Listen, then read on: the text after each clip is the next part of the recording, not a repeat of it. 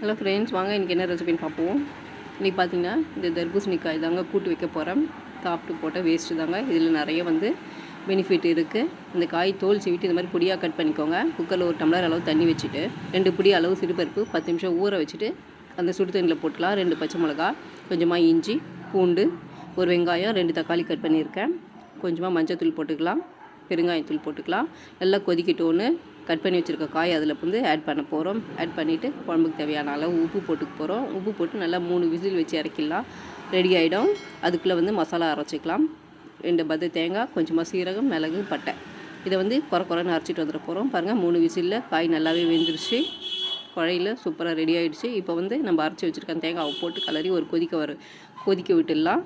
தாளிச்சிடலாம். கடுகு, சீரகம், உளுத்தம்பருப்பு, வெங்காயம், ஒரு பச்சை மிளகா, பூண்டு, கருவேப்பிலை எல்லாம் போட்டு தாளிச்சு அதில் போட்டு சூப்பரான தர்பூசணிக்காய் கூட்டு ரெடி.